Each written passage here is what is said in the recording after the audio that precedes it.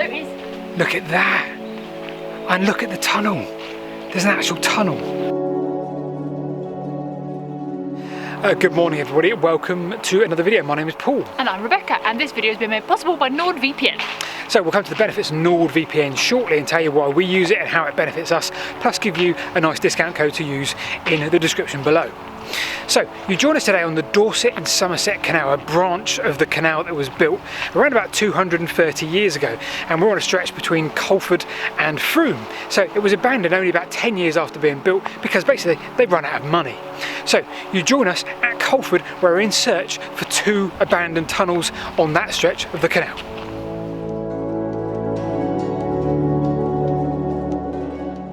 The Dorset and Somerset Canal was never built, but an 8-mile branch of the canal was. It was quite a surprise to us how much remained along this stretch. So in this video we're exploring from Colford towards Frome in deepest Somerset. The route we are following today is taken from this map, which is from a very helpful chap called Derek. I'll add his details in the links below. Point number 5 to 6 on the map marks where we are situated now. Point number 5 in particular was a short tunnel which went under the road here. Unfortunately it's blocked and not accessible to the public, but this picture from Tony Comer shows you in quite good detail how they built tunnels in around 1796. The National Library of Scotland have a map which is probably the best one I can find to show you the exact alignment of the tunnel and how it went underneath the road here. So you join us on foot now as we head just across the valley looking for any remains of the second tunnel that went underneath the village of Highbury.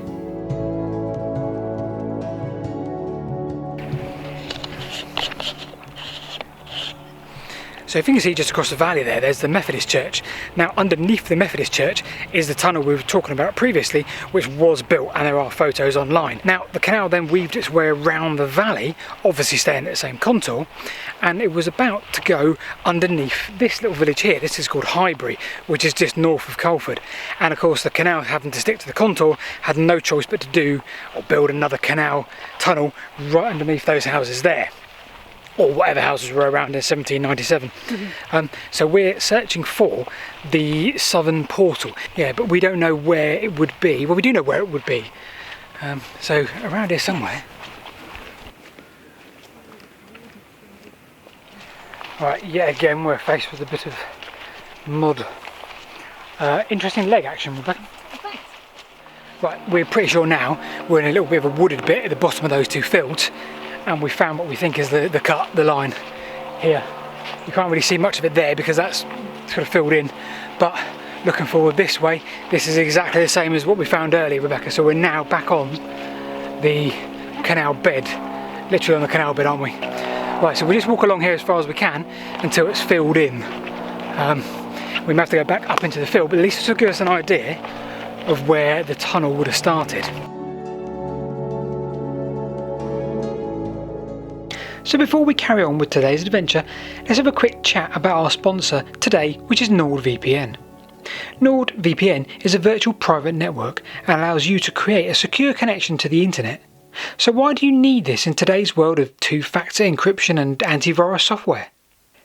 Associating your IP address with your online activities gives advertisers and websites highly detailed information specific to you. So not only does that completely freak you out on occasion, but also it means that they can add your IP to a list which they can use for IP targeting. When you use NordVPN, your IP address stays protected, running your IP via remote servers protecting your data. The same principle applies if you are connecting your mobile device or tablet to a free Wi-Fi network, such as in a cafe. Using NordVPN will ensure end-to-end encryption of your data. Now, because NordVPN connects to secure servers all across the globe, you can reach streaming services such as Netflix all across the globe. Here is a graph which indicates here in the UK we have over 1,000 less title releases than in the US. With NordVPN, that's not the case. You can simply hop onto Nord and watch any release at any time. Some of the most popular shows that Rebecca and I watch come out in seasons and nearly always released in the States, way ahead of us here in the UK. Problem solved with NordVPN. So if any of those benefits are something you would like to take advantage of, simply click on the link in the pinned comment or the description below and take advantage of 68% off of a 2-year plan plus an additional 4 months free on top of that. We found what is probably the biggest dump or junk pile there.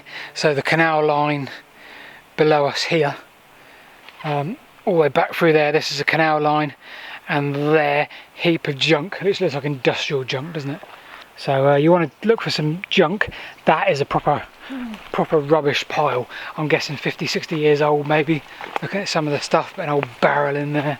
So whilst I try and climb up this side of the massive junk heap, let's have a brief look at this tunnel using the LiDAR image Care of the Environment Agency, because at this point we still don't know if the tunnel existed. The southern area here clearly shows the east-west of the cut of the canal, and we assume the junk heap covers it as it turns north, and of course covers any portal that might have been dug out. The northern end of where the tunnel should have been, or the portal, however, tells a completely different story.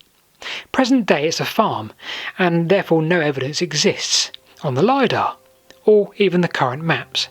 However, if we look on the left-hand side of the 1900s maps, there was clearly a cutting and a portal marked there. Well, things we've learnt today.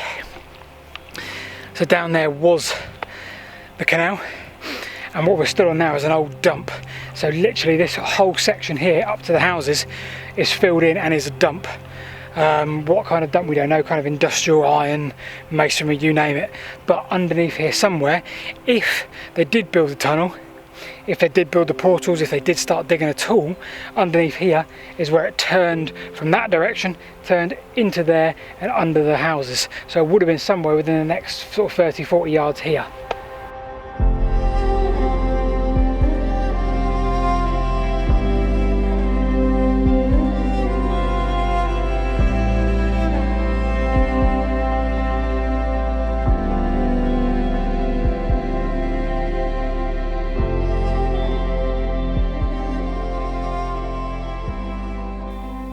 As we headed away from Vobster Bridge, we began to talk again about some of the people and the parts they played in building this canal, including local man William Bennett. So William Bennett had previous form, and he had form of the Somerset Coal Canal. Didn't work out as well as he had wanted. In fact, he was sacked. He underestimated the cost of building that canal and the inclines and the caisson locks, etc. So this time around he spoke with a local, I want to say a founder, James Fussell. Now, James Fussell owned the Mowles work. Now James Fussell had come up with this wonderful invention. It was a chain basically, and it wasn't like the normal chain you'd see on like an anchor of a boat or thick chains. It was a chain that was sprocketed and almost like a bike chain, and he patented this. And he managed to use this in what he called a balance lock. Now we're not going to talk about the balance lock in this episode because we're going to do that as a separate video, because we've got permission to be on the site where the Fussell's locks were and where they've recently been excavated. But instead of that, we're now looking at a couple more bridges along this way.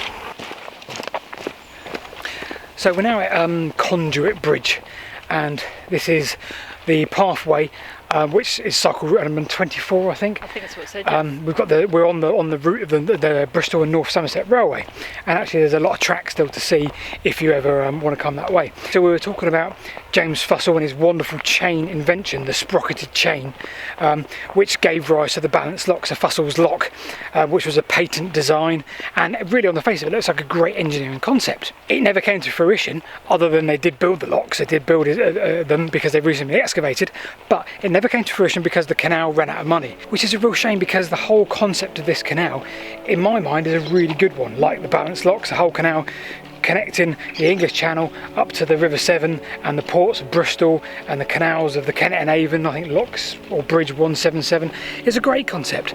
So it ran out of money because apparently the Napoleonic Wars.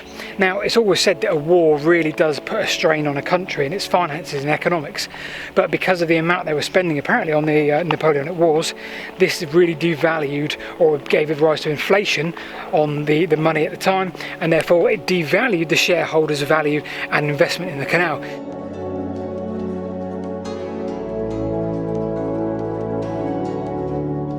So we're now walking alongside the Mells River.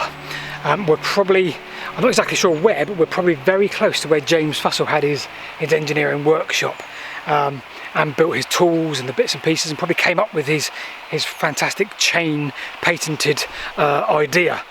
And what we're trying to find is Mercury Bridge, but it's actually an aqueduct in its truest sense. It carried water over the Mells River, and we don't think it's too far along this pathway. Right, we've been walking alongside this river now for quite a way, so it's got to be here somewhere. We've been told there is, oh look, Rebecca. Oh, there it is. Look at that. And look at the tunnel. There's an actual tunnel. Oh, cool. Proper keystone and everything. Yeah, it's owned, that's like a pathway for people.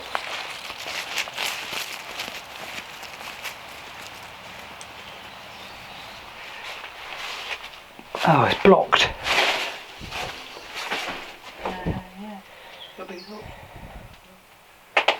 This side of the tunnel, the passenger tunnel, is only about 5 feet long, maybe 6 feet at the most. So there must be the other side, the same. There's a wall there. Yeah. I wonder if the other side of the aqueduct there's another tunnel. Go and have a look. Right, let's go and have a look.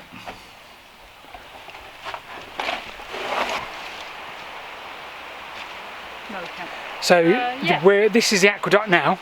So this would have carried the water round that way down there.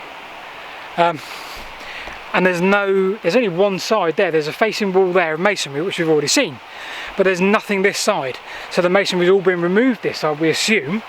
But if there is another side to this, and there is another tunnel underneath it, it must be down here. Could be down there, Rebecca. Let's have a look. Yes, look.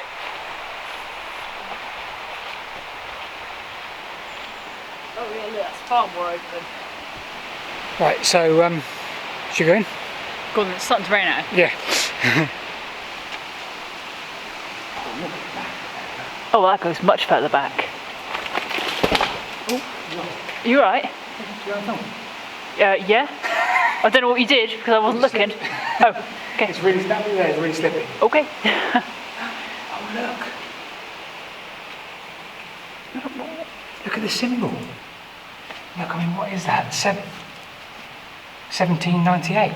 That looks like Which is like the year it was built, 1797, 98. Look, you've got BH, you've got ZL. You know, were these, what were they?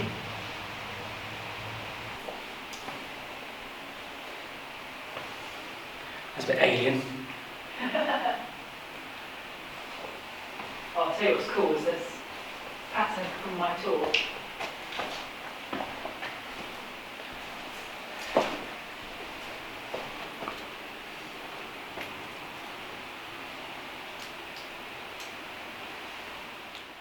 Well, what a treat this is. So this is as well built a tunnel as we've seen, certainly for its age. So this was built, what, 1798, late 1700s.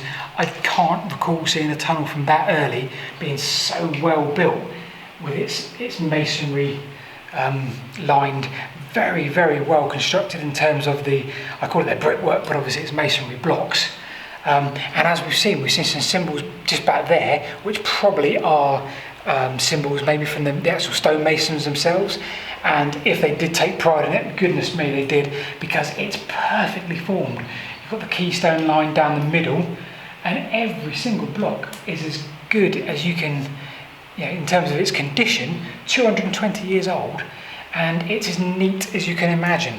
You know, you'd struggle to build something like that yourself these days, 220 years on. What a great piece of architecture this is. What a stunning find, Rebecca.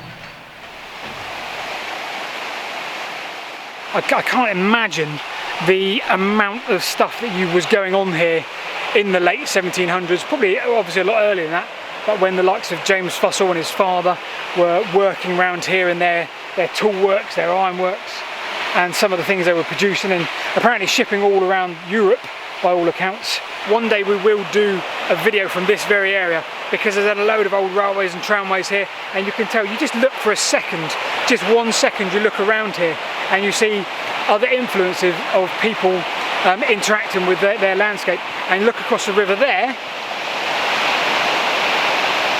and you see how they've tried to almost dam off this. So whether they built like an old mill here or something to generate, I don't know, movement or I don't know, but you can see quite clearly there's an embankment which is man-made, stone-built. There's stones all the way down the side of it, so they control the water here. So what else there is here, I don't know, but that'll be the site of another video at some point soon.